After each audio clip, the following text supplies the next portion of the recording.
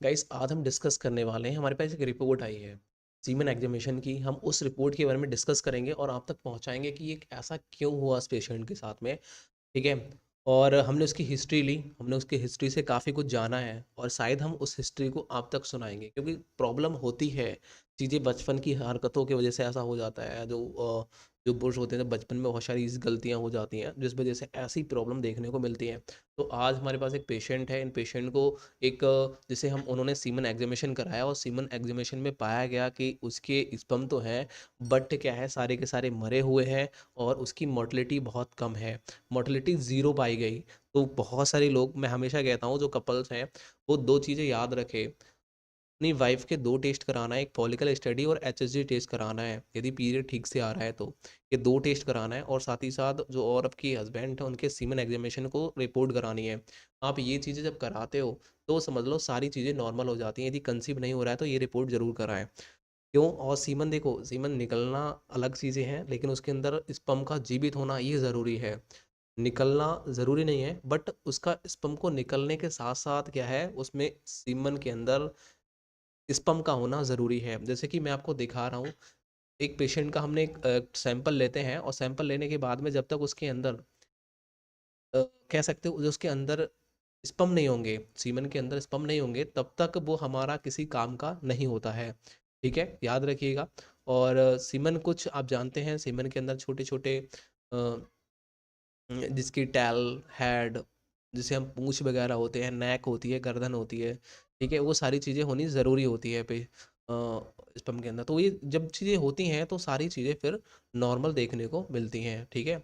जैसे कि मैं आपको एक छोटी सी इमेज दिखाने की कोशिश करूंगा। जैसे कि इस इमेज में आप देखेंगे कि इस इमेज में कुछ आपको, देखो ये जो आप देख रहे हैं ये पूरा है, वो क्या कहलाता है, ये सीमन कहलाता है। और इसके अंदर देखिए ये है, एक ये है, एक ये है, एक ये है, एक ये है। ये क्या कहलाते हैं? ये स्पर्म कहलाते हैं। इनकी संख्या कितनी होनी चाहिए?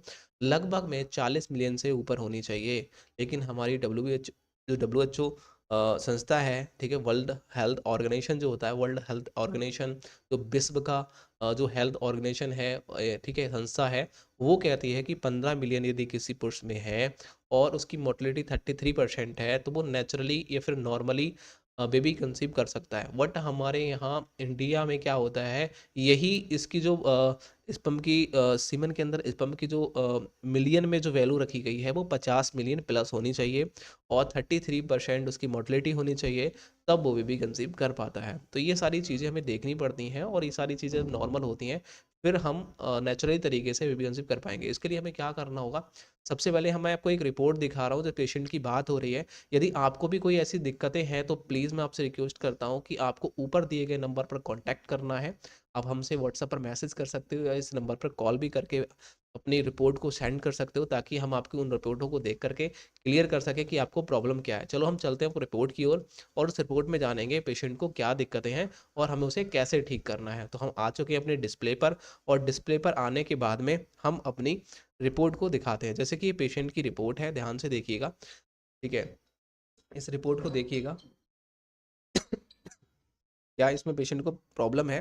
तो देखो इसमें क्या है, इसमें हमने बहुत सारी चीज़ों को हाइड किया है ताकि पेशेंट की कुछ इन्फॉर्मेशन लोगों तक ना पहुंचे और कुछ इन्फॉर्मेशंस को हमने दिखाने की कोशिश की है ताकि आपको क्लियर हो जाए कि प्रॉब्लम है क्या। पेशेंट का नाम यहाँ दे रखा है। ठीक है, तो यत्न राम है इनके नाम है और साथ ही साथ इनकी जो एज है वो 34 है। और उन्होंने जो रिपोर्ट कराई है वो अभी जनवरी में 2025 में कराई है, तो 12 जनवरी को इनकी रिपोर्ट हुई है। और एक डॉक्टर ने, यहाँ देखो यहाँ लिखा है सेल्फ बाई सेल्फ, उन्होंने, देखो डॉक्टर सेल्फ नहीं होता है, उन्होंने थोड़ी गलती की है। जिसने भी ये रिपोर्ट बनाई है, जिस डॉक्टर के पैथोलॉजी लैब पर, वहाँ डॉक्टर नहीं लिखेंगे, ओनली सेल्फ लिखेंगे यदि खुद से किया है, क्योंकि डॉक्टर कभी सेल्फ नहीं होता, याद रखिएगा। ओके, तो ये छोटी सी यहाँ मिस्टेक पाई गई, तो हम ज़रूर बताते हैं जो मिस्टेक होती है। उसके बाद में हमने क्या किया, हमने कुछ पैथोलॉजी में उनके क्लिनिकल टेस्ट किए गए और हमने ये देखा कि उसका सीमन एग्जामिनेशन के दौर पर उसमें उन्होंने 3 दिन का गैप लिया था ऑपरेशन में, 3 दिन का गैप था।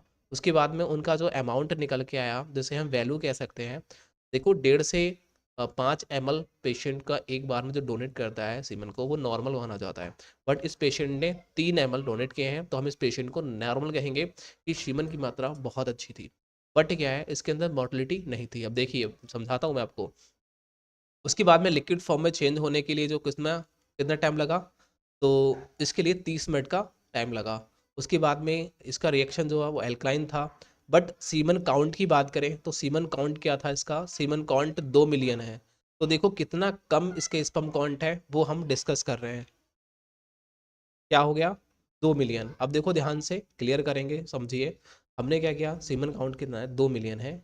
और होना कितना चाहिए, 50 से 150। मैंने पहले बताया था हमारे इंडिया में यही चलता है कि जिसका 50 से ऊपर होता है, ठीक है, वो नॉर्मली कहलाता है। ठीक है, ये क्लियर चीज़ें समझ में आया। मैंने क्या कहा कि पेशेंट का स्पर्म काउंट 2 मिलियन था, तो बहुत कम है। इंडिया के अंदर कितना चलता है, आप कहोगे 50 से ऊपर होना चाहिए, तब उसे नॉर्मल मानते हैं, वरना नहीं मानते। उसके बाद में मैंने क्या कहा, तो 2 मिलियन है तो कम स्पर्म काउंट, तो स्पर्म काउंट भी कम है। साथ ही साथ उसकी जो हमारी एक्टिविटी मोलिटी होती है, मोटिलिटी से बोलते हैं एक्टिव मोटिलिटी। तो एक्टिवली जो मोटिल बोला है, मोटिलिटी होती है वैसे, वो 0% है। मतलब जीवित स्पर्म कितने हैं, 0। लेकिन उन्हें कितना बोला है, 50 से 80% होना चाहिए। तो इस पेशेंट में यही चीज़ें नहीं है, सारे के सारे स्पर्म कैसे हैं, डेड हैं, मरे हुए हैं। तो उनके लिए हमें क्या करना है, और कुछ ऐसे स्पर्म पाए गए जिसके 2% पाए गए, जिनमें क्या था कि वो हिल डुल रहे थे, जान थी उनके अंदर, मतलब पूरी तरीके से मरे नहीं थे, जीवित थे, कम थे, उनके अंदर पावर नहीं थी, ताकत नहीं थी, गति नहीं थी, जिस तरीके से वो मूवमेंट कर पाते। तो ये दिक्कत थी। साथ ही साथ नॉन मोटिव था, मतलब 98% ऐसे पाए गए जो टोटल मरे हुए थे। अब सोचिए, केवल 2% ही ऐसे पाए गए जो हिल डुल रहे थे, लेकिन 98% मरे हुए थे। उसके बाद में उन्होंने क्या किया, अब नॉर्मल फॉर्म में देखो, अब नॉर्मल फॉर्म में क्या था, 0%। अब देखो यहाँ से सारी चीज़ें, पस सेल्स क्या है, मिनरल, कोई दिक्कत नहीं है पेशेंट को। अब उन्होंने कहा है कि भाई आप दवाइयाँ लेना और 21 दिन बाद आना दोबारा से, और 3 दिन का गैप लेके आना, उसके बाद हम दोबारा चेक करेंगे रिपोर्ट को। ये इन पैथोलॉजी वाले जो भी डॉक्टर थे, एमडी, उन्होंने इस बात को बताया।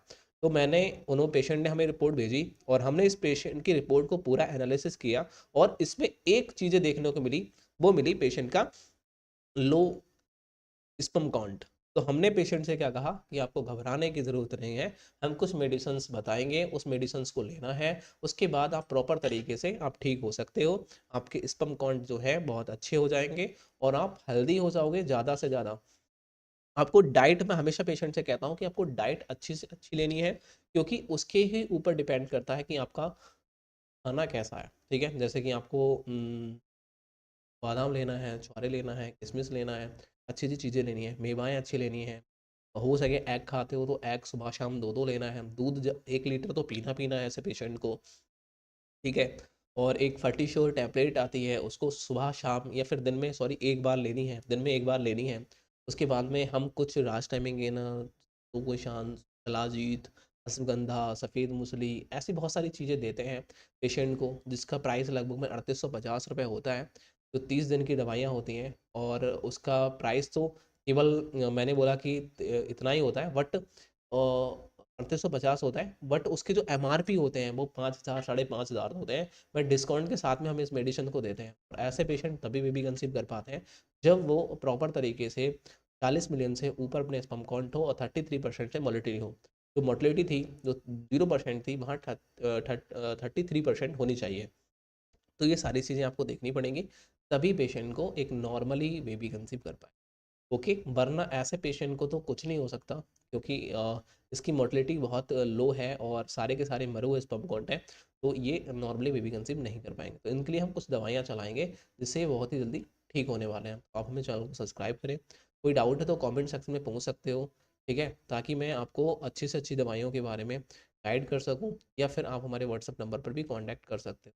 Thank you, thank you, thank you so much.